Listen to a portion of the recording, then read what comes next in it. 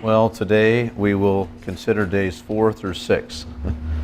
Days 4 through 6. But when we get to the creation of man, understand that we're going to spend at least one, maybe probably 2 more weeks on the image of God and the uniqueness of man. We said definitely one whole message on that, probably 2. We'll see. And then at least 1 more week after that, considering the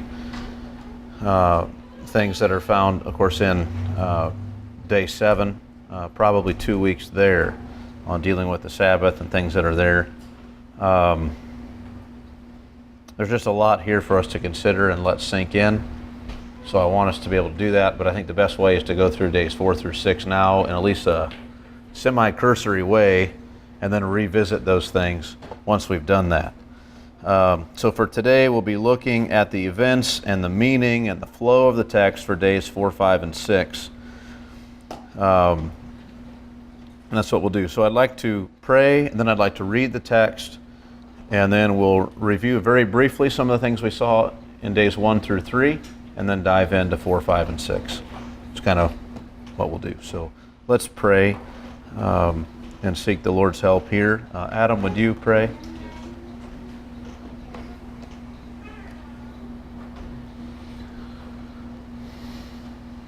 Father, as we open your word this morning,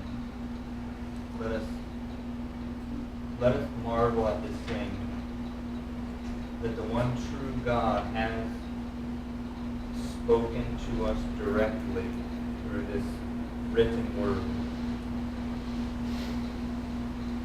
We read our Bibles so frequently, we look at them so often that it becomes commonplace. But I ask that you help us this morning to feel the weight of the words of God being spoken to us. Yes. Lord, we want to hear a word this morning that will not leave us the same as we have come. The desire is to continually be shaped, made into the image of Christ, become more and more pleasing to you. So we ask that you would help Chad as he speaks, that there be something for each one here. In your name I pray. Amen. Amen. Well, let's read then Genesis chapter 1, verse 1 through 2-3. In the beginning, God created the heavens and the earth. And the earth was without form and void, and darkness was over the face of the deep. And the Spirit of God was hovering over the face of the waters. And God said, "Let there be light." And there was light. And God saw that the light was good. And God separated the light from the darkness. God called the light day, and the darkness he called night. And there was evening, and there was morning, the first day. And God said, "Let there be an expanse in the midst of the waters, and let it separate the waters from the waters." And God made the expanse, and separated the waters that were under the expanse from the waters that were above the expanse. And it was so. And God called the expanse heaven. And there was evening, and there was morning, the second day. And God said, "Let the waters under the heavens be gathered together into one place, and let the dry land appear." And it was so. God called the dry land earth, and the waters that were gathered together he called seas. And God saw that it was good. And God said, "Let the earth sprout vegetation, plants yielding seed, and fruit trees bearing fruit in which is their seed, each according to its kind, on the earth." And it was so.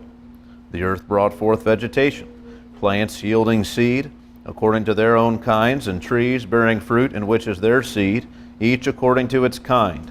And God saw that it was good. And there was evening, and there was morning, the third day. And then the material for today. And God said, "Let there be lights in the expanse of the heavens to separate the day from the night, and let them be for signs and for seasons and for days and years. And let them be lights in the expanse of the heavens to give light upon the earth. And it was so. And God made the two great lights, the greater light to rule the day and the lesser light to rule the night, and the stars. And God set them in the expanse of the heavens to give light on the earth, to rule over the day and over the night, and to separate the light from the darkness. And God saw that it was good. And there was evening and there was morning, the fourth day. And God said, let the waters swarm with swarms of living creatures, and let birds fly above the earth across the expanse of the heavens.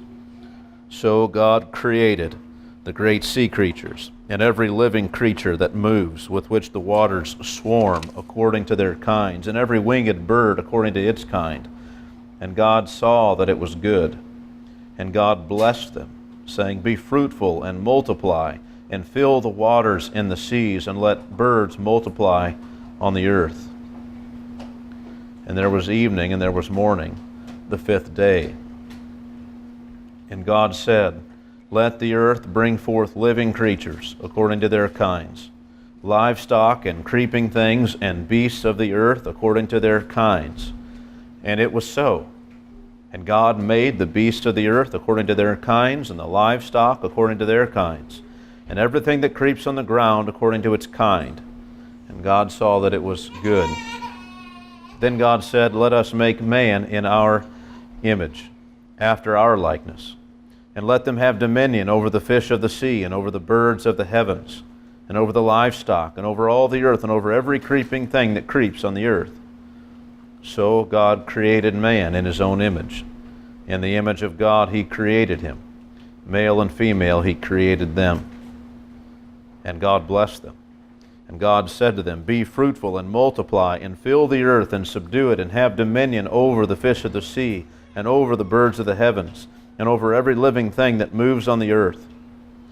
And God said, behold, I have given you every plant yielding seed that is on the face of all the earth, and every tree with seed in its fruit. You shall have them for food. And to every beast of the earth, and every bird of the heavens, and to everything that creeps on the earth, everything that has the breath of life, I have given every green plant for food. And it was so.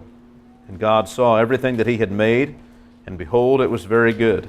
And there was evening and there was morning, the sixth day. Thus the heavens and the earth were finished, and all the host of them. And on the seventh day God finished his work that he had done. And he rested on the seventh day from all his work that he had done. So God blessed the seventh day and made it holy, because on it God rested from all his work that he had done in creation. All right, now just quickly to review very briefly, let's review what we saw last time according to days, or concerning days 1, 2, and 3. On day one of the work week, we saw God making light by direct speech and separating light and darkness into clear periods of day and night. God created that day-night cycle. He established these realms in distinction from one another, and he named the light and the darkness day and night. He named them. And it was so, and so it remains, and it was good. On day 2 of the work week, we saw God making an expanse to divide and to separate the waters into two bodies, waters above the expanse and below the expanse. He named the expanse heaven or sky. And essentially this provides an atmosphere and an expanse above us with rain clouds and wind and sky. And it was so. And so it remains. On day 3 of the work week, we saw God gathering up and separating the waters into their place and the dry land appearing. He named the dry land earth, and he named the waters the seas. And it was so, and so it remains, and it was good. We also saw God commanding the earth to bring forth vegetation. He divided into these very selective and basic categories in terms of the plant life. We saw plants that yield seed outwardly, and then those trees in whose fruit is their seed. Those are the categories that he gives. And the earth brought these forth as commanded. So God said, let the earth bring these forth, And then it says, it was so, the earth brought them forth. And it was so, and so it remains. The earth has brought these things forth, and they're here. And it was good. And so for 3 days, God was forming this earthly realm. He was establishing the forms it would take by speaking, by making, by commanding. And each day, God separates and divides and distinguishes some part of the physical world that He's made. He has been preparing it for the creatures which would populate it. He was exercising His own dominion over His creation, naming it and establishing it for all time. This is what God was doing. We also brought out that we noticed, compared to other religions in the area and the time, we noticed that God does not depend upon other gods to work and to do the work of the day-night cycle. He simply commands and it happens. He's not dependent upon other gods to do these things. That'll come out in more detail on this next day that we look at. Also, we saw that the cosmic waters, they simply obey God's every will and decree as He acts upon the waters like a craftsman does a piece of clay or bronze. He simply works upon it. He gathers them together where He wishes. Then the dry land appears because He wants it to. Fertility among the plants comes not from the appeasement of false gods, but from the faithfulness of the one true God to maintain in the creative order the regenerative and the life-sustaining properties of plants that God gave them at their creation. It's not a matter of the cycles of the gods and appeasing the right gods. It's not the waters isn't a matter of some battle that God had to do and subduing of the waters. It was simply He just said for this to happen, and it happened. They did exactly what He wanted, like clay in the hands of a potter.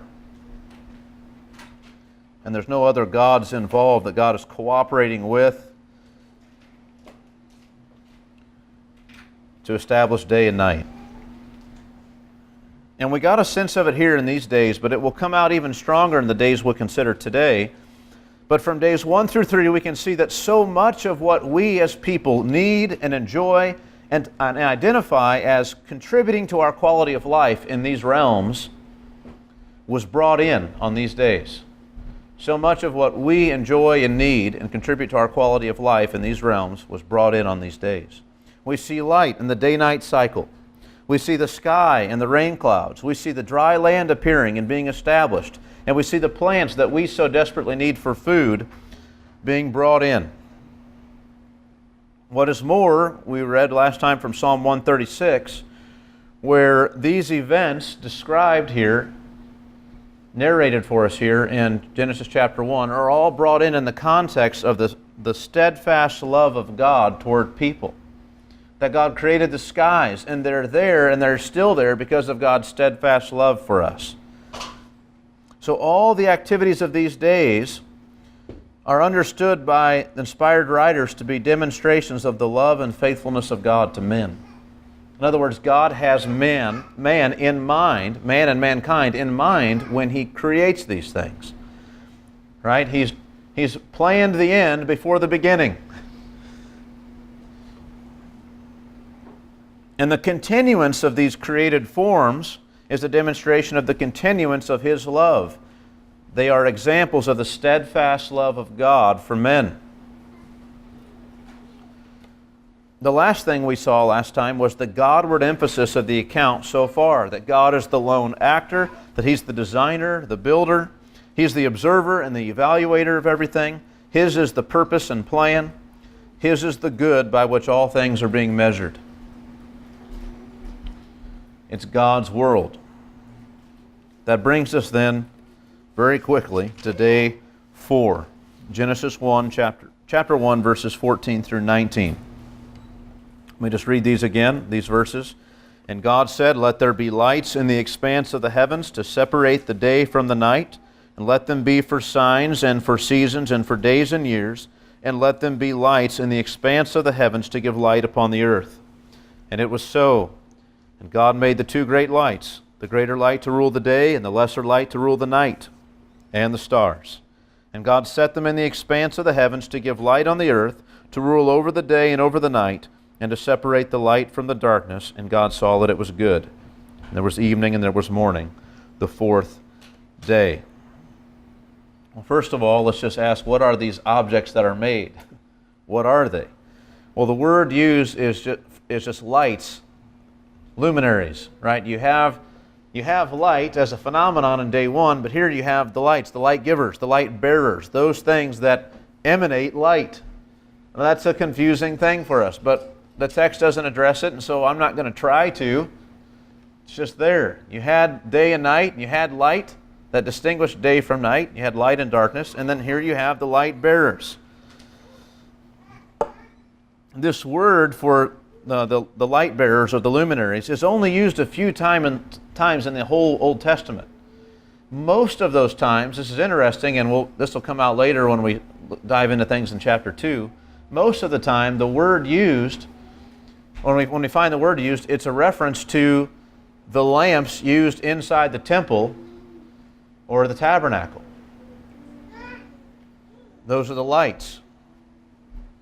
Almost nowhere else in the Bible does this word appear. Here in Genesis 1, and then in these instances where we're talking about the lamps that are in the tabernacle. Now, we're told God made the two great lights, the greater light to rule the day and the lesser light to rule the night. So He made a greater light and a lesser light. The greater light rules the day, which would be what? The sun. And the lesser light rules the night, which would be what? The moon. And the stars, he says. And also you have the stars. It's incredible that the stars are so briefly mentioned. I say it's incredible. Why? Because in other religions, the constellations and their representative gods were multiplied without number. Multiplied without number. Every one having a different function, controlling a different aspect of your destiny. Every one of them a god that must not be crossed and which may be appeased or manipulated, but above all is to be feared. I mean, in a lot of the other creation accounts, most of these constellations, a lot of them are named and given names, and they're referenced as this certain god and that god and this god. And here in the Genesis account, it's just we got a big light and a little light, and then we got the stars. And it just bypasses if you were part of another religion, most of what you think of in terms of your religious duty and making sure that religiously everything's been done, most of what that would be trying to appease these gods of the stars. And they're not even mentioned. I mean, the sun god we just have the greater light, and then the moon, no, that's just the lesser light, and then, the stars. It's really remarkable. As I said before, there's a polemic here.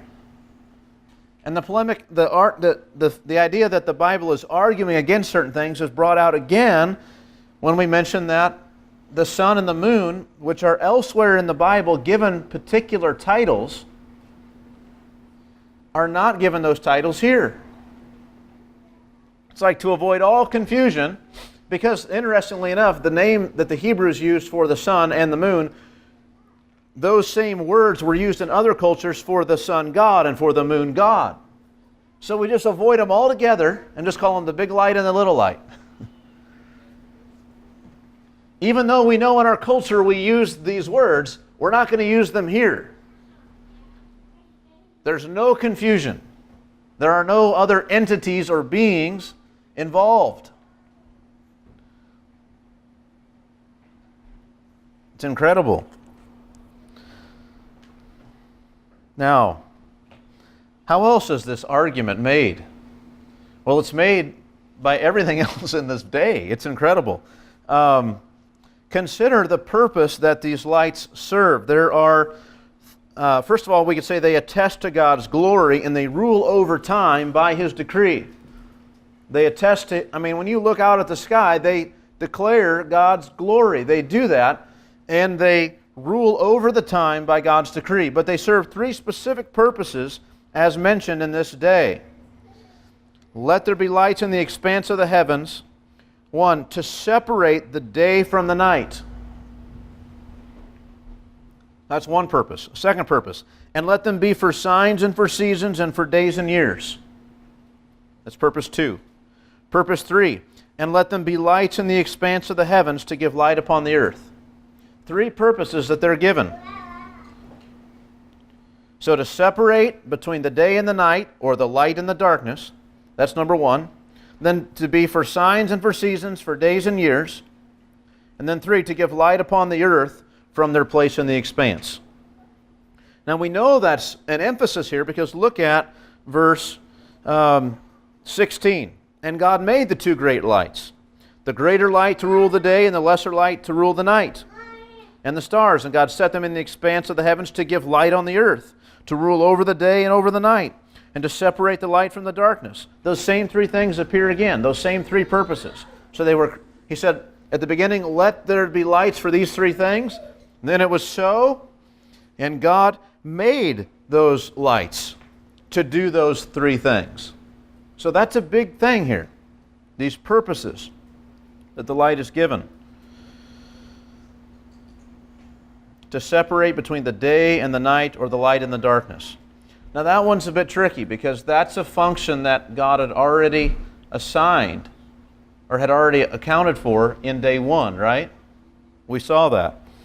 And day 1, chapter 1, verse 4. And God saw that the light was good, and God separated the light from the darkness. God called the light day, and the darkness He called night.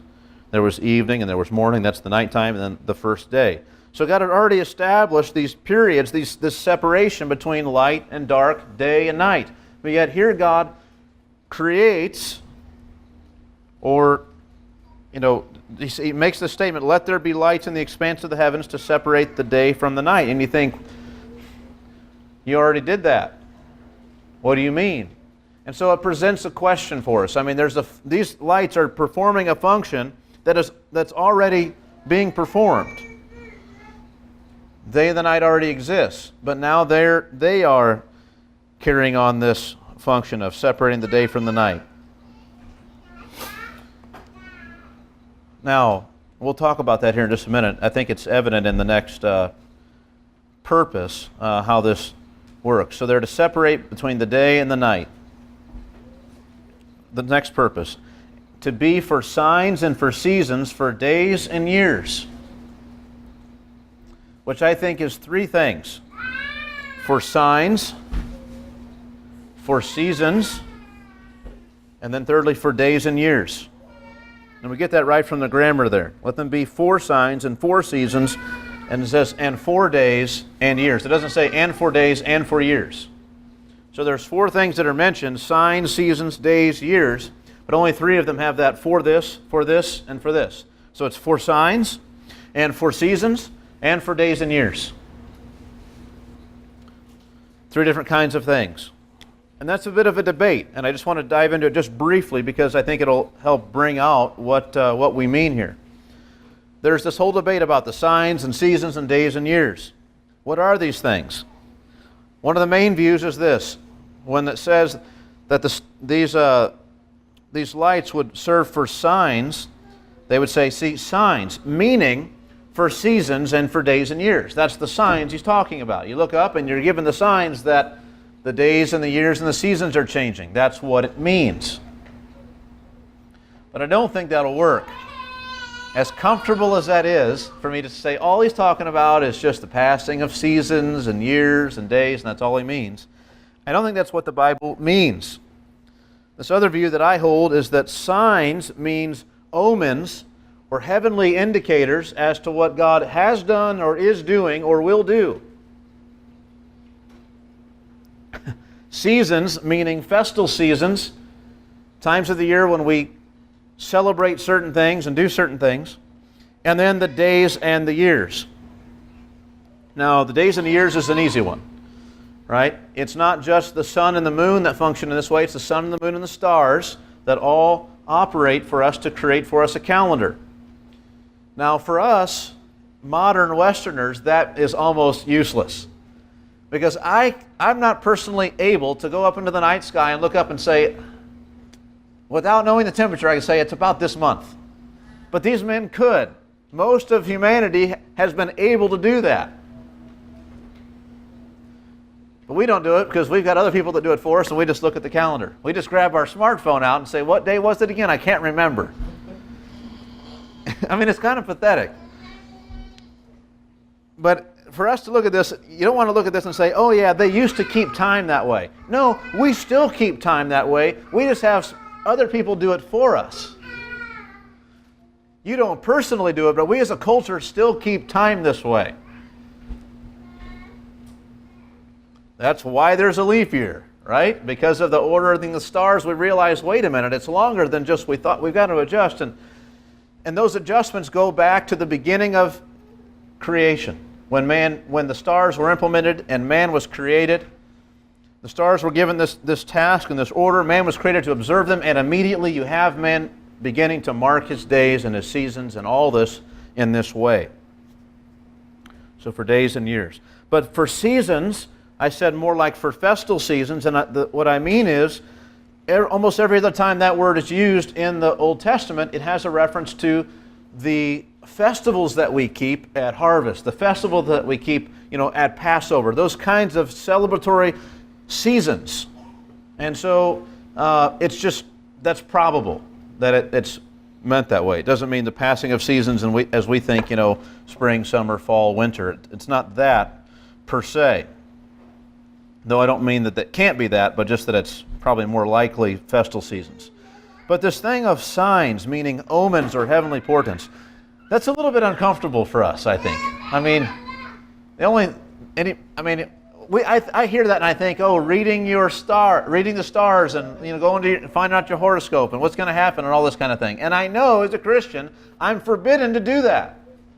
So how can it be that God established these things to serve that function? Or not that function, but something like it. Think of this. First of all, he says for signs, he says this in the midst of surrounding cultures who constantly look to the heavens to see what's going to happen. And he doesn't shy away from their signs. Despite the abuse given by so many, he still says signs. Now, this is a function that's going to be, admittedly for us, totally useless for you and me personally, because I don't have that ability, I'm not trained in this way, I have no idea. But we have instances in the Bible where this happens. And I just want to mention a few so that you're not so scared and weirded out by it. One of them's a little more weird than the others, but we'll just look at three. The first one is in Isaiah chapter 38. Isaiah chapter 38. Now, what are we talking about here? We've been saying that the great light and the lesser light and the stars serve, one of the purposes is as a sign. Isaiah 38 verses 7 and 8. This shall be the sign to you from the Lord, that the Lord will do this thing that he has promised. Behold, I will make the shadow cast by the declining sun on the dial of Ahaz turn back 10 steps. So the sun turned back on the dial the 10 steps by which it had declined. So it had gone down and now it goes back and then it begins to go again. And you've never seen a sundial do that. Most of us, you've probably never watched a sundial. You might have seen a picture of it one time or something. Walked by one and just said, that's what that is, and never thought about it. But I mean, it's an incredible event. It's a sign. Now the great light served here as a sign that God would do what God said he would do. And that's one of the purposes for which God said he put it there. It may be that God just at that moment said he wanted things to operate this way and they just did it, or could it be that from the beginning from the very inception, God had wound it up such that this was going to happen on that day? I don't know. It doesn't really matter. But God ordained at the beginning that this is how they would function. One of the ways they would function is to be for signs. Here's another one.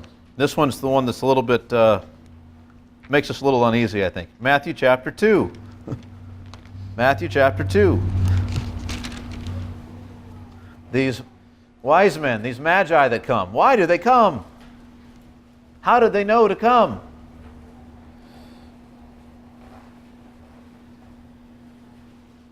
Matthew chapter 2, verse 1. Now after Jesus was born in Bethlehem of Judea in the days of Herod the king, behold, wise men, or magi, from the east came to Jerusalem, saying, Where is he who has been born King of the Jews? For we saw his star when it rose and have come to worship him. Now wait a minute. You mean there's these guys halfway across the world, or a third of the way across the world, that they're watching the stars, and what they discern is a king has been born in Jerusalem as King of the Jews. And they set off on their journey, and they're right? This is incredible. This validates this in this sense. I mean, God was in fact communicating to them. They did interpret this rightly, which means there's a whole discipline of interpreting the movement of the stars that can be rightly interpreted as receive a message from God that He wants you to get.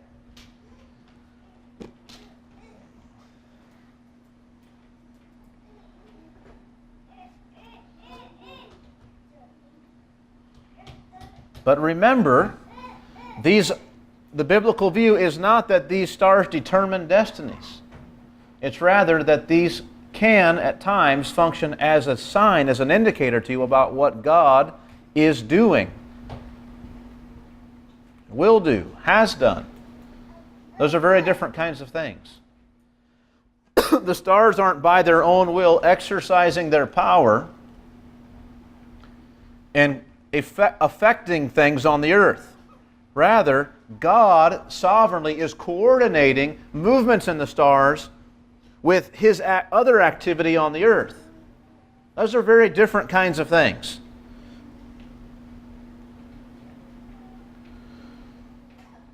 Do I recommend that Christians begin looking into the stars? No. We have God's clear, spoken, and final word. This thing is, looking at the stars is literally a groping in the dark. Why do that when we have the bright revelation given to us in the Scriptures? But what's another instance? I said we'd look at 3. Remember the darkness of the cross? Or, bring it home for the Israelites, the plague of darkness in Egypt that came. But the Israelites had light in all their dwellings? That's an indicator. God's saying, look, you need to let these people go. I'm opposed to you, I'm for them.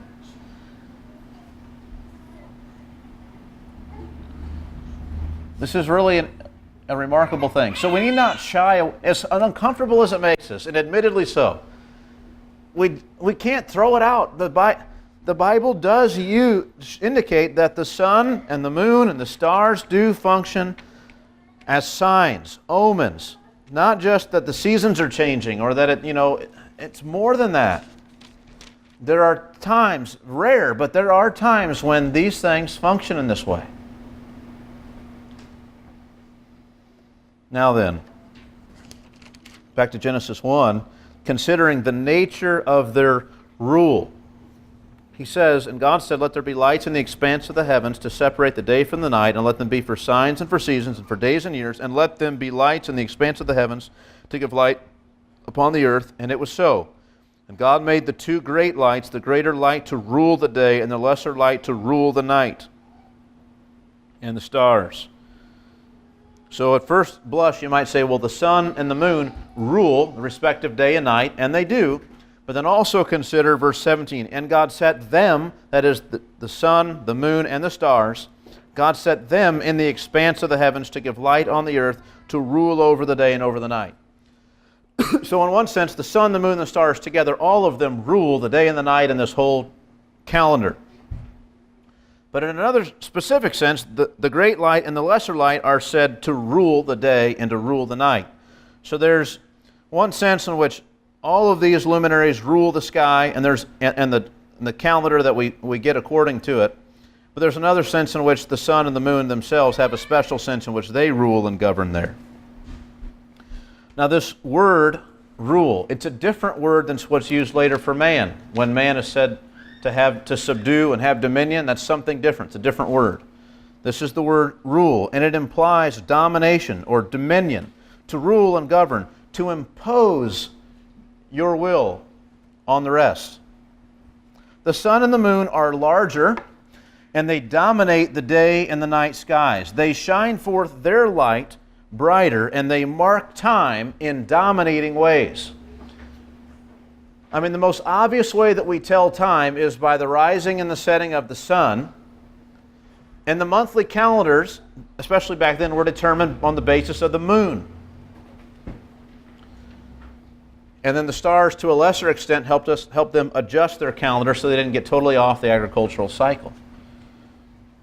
So this is what happened. This is the way it was. So the sun and the moon kind of dominate. I mean, the sun certainly dominates the day. I mean, I had the kids today just try to look at the sun for a second, and it's just, I don't recommend that as a practice. I just, every now and again, right, to get a point across. And the moon, not always out at night, but certainly dominates the night sky when it's out. I mean, I've never done anything by starlight, really, but I've done a lot of things by moonlight. The moon dominates the night sky. They shine forth their light and mark time in dominating ways. Now, all of these objects, but especially the sun and moon, are the keepers of the signs and the seasons and the days and the years. They fulfill this role for God, their Creator. They do it in reference to Him. God wants them to do these things, and these are the things they do. They exist not to be served by man, but to serve. What is the other purpose? But to shine their light down there upon the earth. That's why they exist. To function in this way, to divide the day and the night, to serve as signs and seasons for days and years. And what else? To cast their light there upon the earth. They do this in obedience to their Maker. But their service to Him is identified, again, in their casting light upon the earth in such a way as to faithfully keep the signs and the seasons, the days and the years. And all that serves to help mankind to identify these things as man needs.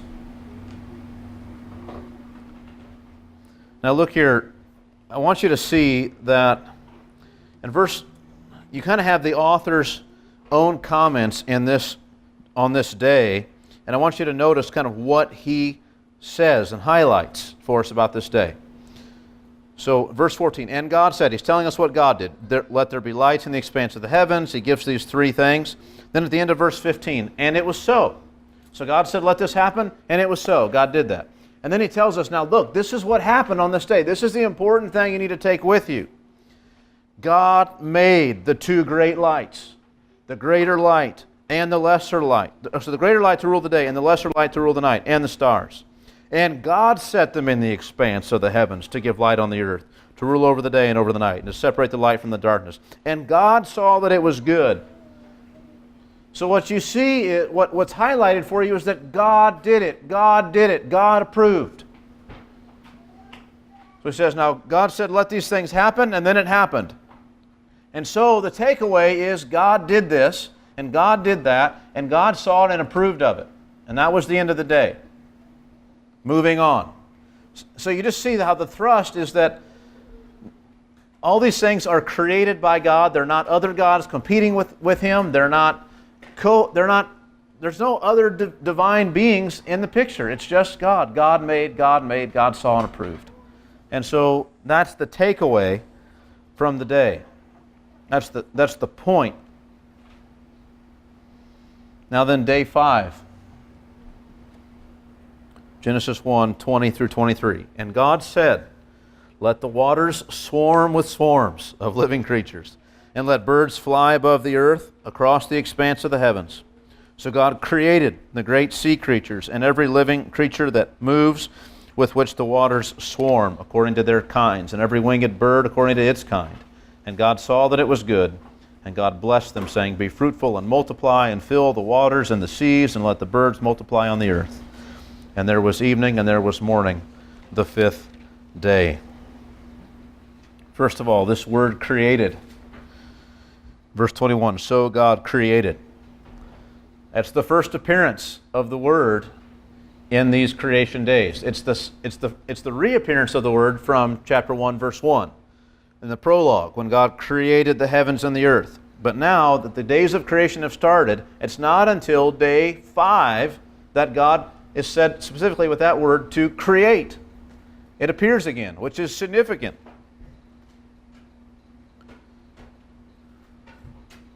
It's a fresh, new, unique, special creation. Remember again, this is the word that's always used as a reference to what God makes. Man never creates, only God creates. So He creates. This is the first animate life. So at the very beginning, out of nothing, God creates here the first animate life. God creates, and then later it reappears when man is made. God creates again. What are the creatures that are made? What are these creatures? Literally, those having the breath of life. They are objects that move and that are animate. They're distinct from plant life, right, which the Hebrews certainly did not regard as animate, and by and large, we don't regard plant life as animate either. There are some plants that have some kind of ways of doing things that we don't quite understand, but in general, plant life is not animate. We don't think of it that way. And so our word animal is a good one. Animal, animate, right? That which has movement and life, animation. So animal is a good one here, if by that word we're referring to that which is animate.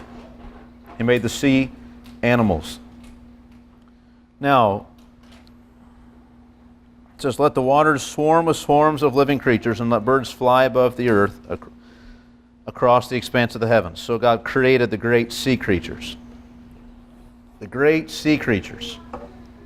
This same word that's used here is also one of the words that when Aaron throws down the snake before Pharaoh, he throws down a tanonym. And what is made here are the tanonyms. And it's like, a snake? How is the great sea creature a good translation of something that Aaron had in his hand and threw down before Pharaoh, and the Pharaoh's men threw down before him? Well, the word it's got a broad use. It's used of large serpents, of dragons, when at times when views of other cultures are referenced and highlighted upon and seized upon in the text. It's used of a crocodile or large reptiles. It's used of things like Leviathan, great monstrous sea creatures, all that stuff. And it's used generally of big things in the sea. And so here, clearly the context would say, yeah, this is the great sea creatures. That's what he's talking about. Those things that are in the waters. So God created the great sea creatures and every living creature that moves with which the waters swarm. Every living creature that moves with which the waters swarm. In the earlier verse, he said, swarm with swarms of living creatures. Swarm with swarms of living creatures. What creatures are they? Well, a swarm, the word is just a massive amount of one creature wiggling and moving and abounding together. So let the water swarm with swarms of living creatures. Now, what are those things? Have you ever seen anything you might see in the water and say there's a swarm of them? We call them shoals. We call them things like this. Whole massive groups of one kind of animal that are working together and moving together. These are some of the most incredible and astounding things we see. I don't know if any of you have seen those Planet Earth videos. And there's a whole series on stuff in the water that we've got too. I don't remember what that's called. It's like the most fascinating things you watch are these two things. The great sea creatures and then these shoals of fish and the way they move and what they do. It's absolutely incredible.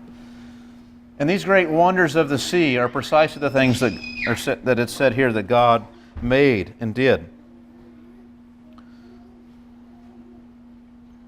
What else is made? It says, and let birds fly above the earth and across the expanse of the heavens. Let birds, so you've got the living creatures they swarm with swarms, and then here you have birds fly above the earth and across the expanse. Two ways they're described. That birds are literally, the word is that which covers with wings, or the idea of covering, it flies over, it covers us, it goes up in the sky. Birds, winged creatures, that which has a covering and which covers. They fly above the earth and across the expanse. Now, to these creatures is given a blessing. Notice God said He wants the waters to swarm with these things. And He wants the birds to fly not only above the earth, but across the expanse of the heavens. In both descriptions, there's a sense of fullness. Swarming with swarms, and then fly above the earth and across the expanse. It's not just one. I mean, you say it's the same place, right? Above the earth is across the expanse. But He says both. I want them to be above the earth, and I want them across the expanse. I want them everywhere. And it says then God created them, all the living creatures that moves with which the waters swarm, according to their kinds, and every winged bird according to its kind. God saw that it was good, but then He gives this blessing. And God blessed them, saying, "Be fruitful, and multiply, and fill the waters in the seas, and let birds multiply on the earth." Notice that.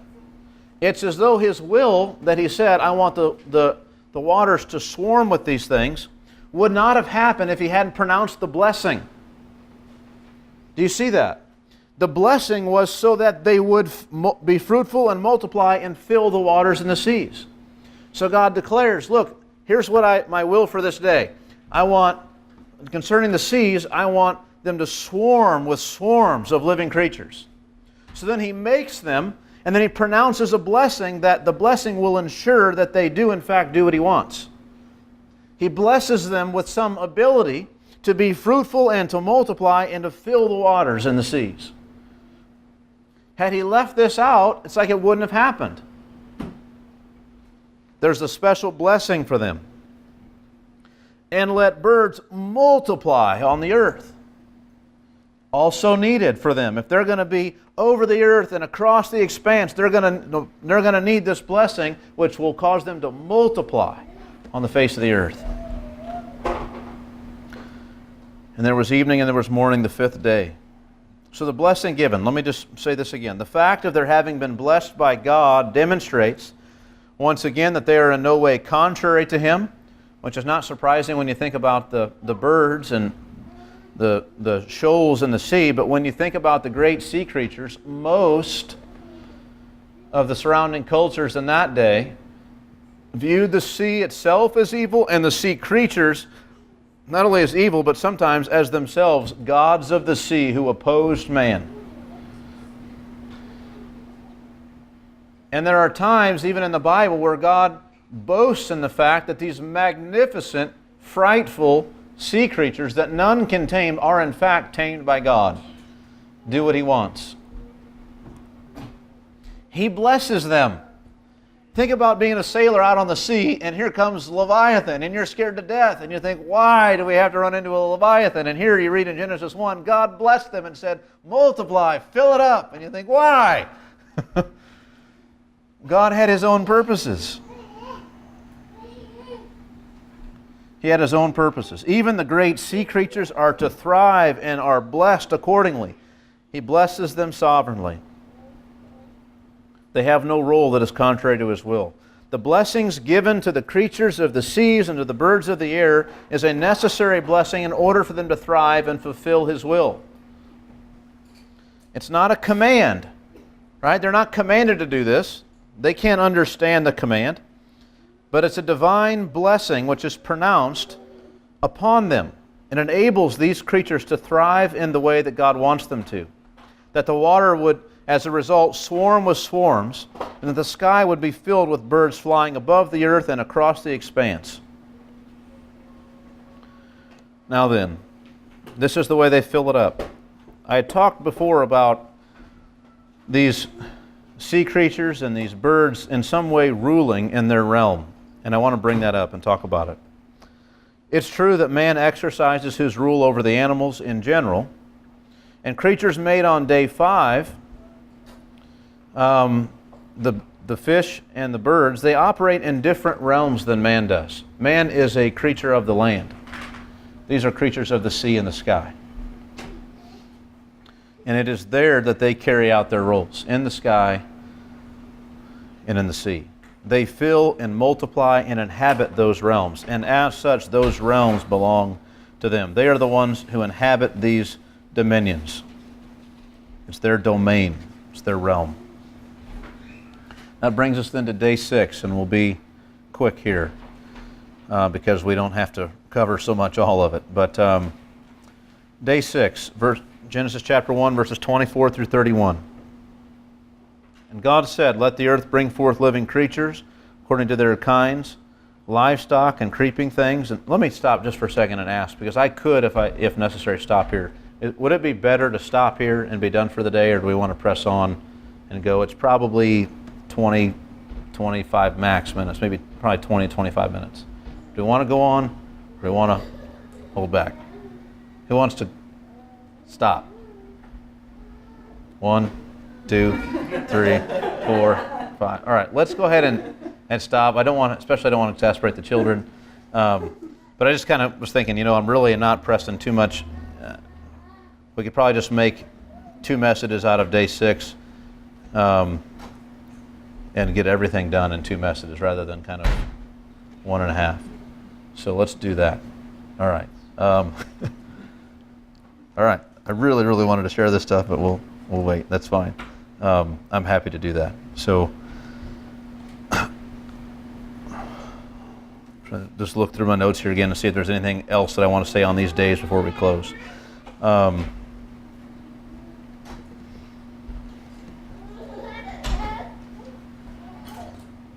Just to highlight, just to point out, the other thing I want to say is that in those first 3 days, I made a point to emphasize at this time as I read and as we went over things, that God named things in those first 3 days.